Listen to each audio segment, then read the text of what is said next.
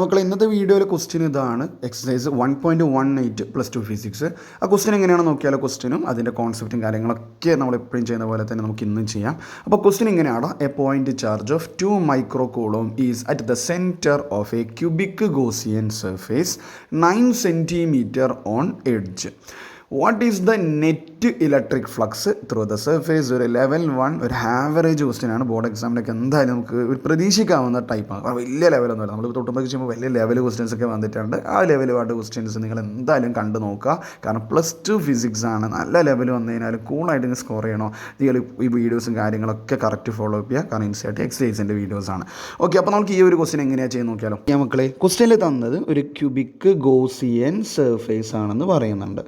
Okay, cubic Gaussian surface. ഈ ഫിഗറൊന്നും വേണ്ട, just ഒന്ന് പിക്ചറൈസ് ചെയ്യുന്നുള്ളൂ. ക്യൂബാണ് കേട്ടോ, അതിൻ്റെ റഫായിട്ട് വരയ്ക്കുന്നതാണ്. ഓക്കെ, അപ്പോൾ ഇതിൻ്റെ സൈഡ് എന്ന് പറഞ്ഞു കഴിഞ്ഞാൽ 9 സെൻറ്റിമീറ്റർ ആണ് ഇവരുടെ സൈഡുകൾ എന്ന് പറയുന്നുണ്ട്. കിടന്നോട്ടെ, അതിൻ്റെ ഒന്നും ആവശ്യമില്ല എന്നുള്ള കേസ് എനിക്കറിയാം. ഫ്ലക്സ് ഒരിക്കലും ആ സർഫേസിൻ്റെ ഡയമെൻഷന് ഡിപ്പെൻഡ് ചെയ്യില്ല എന്നുള്ള കാര്യം അറിഞ്ഞിരിക്കുക. അതിൻ്റെ സെൻറ്ററിലായിട്ട് ഒരു ചാർജ് വെച്ചിട്ടുണ്ട്. That is important.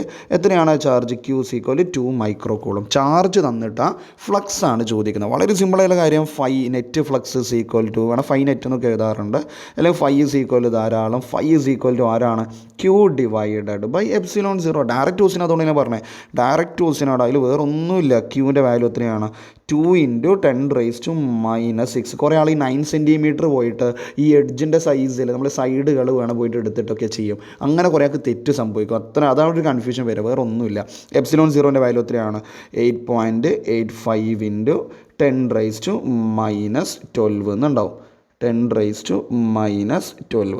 ഇത് ചെയ്ത് കഴിഞ്ഞാൽ നമ്മുടെ ആൻസറായി കഴിഞ്ഞു. ദാറ്റ്സ് വേറെ ഒന്നുമില്ല ഈ ഒരു പ്രോബ്ലം. അപ്പോൾ ലെവൽ കൂടിയതും കുറഞ്ഞതൊക്കെ ഉണ്ട്. ഇത് ആവറേജ് ഒരു ലെവൽ 1 പ്രോബ്ലം എന്നേ പറയുള്ളൂ. ഇത് ചെയ്ത് കഴിഞ്ഞാൽ ആൻസർ ആയിട്ടുണ്ട്. ഞാനിത് ചെയ്തപ്പോൾ എനിക്ക് ഫൈനലി കിട്ടുന്ന ആൻസർ മൈക്രോ കൂളോമിലേക്ക് ഞാൻ മാറ്റിയിട്ടുണ്ട്. 2.26 × 10⁻5 Nm²/കൂളോം. നമ്മുടെ ഫ്ലക്സിൻ്റെ യൂണിറ്റ് അതാണല്ലോ, അതാണ് എനിക്ക് കിട്ടിയിട്ടുള്ളത്. വളരെ സിമ്പിളായിട്ട് ക്വസ്റ്റ്യൻ ആയിരുന്നു നമ്മുടെ എക്സസൈസ്. ഏതാ 1.18 അല്ലേ?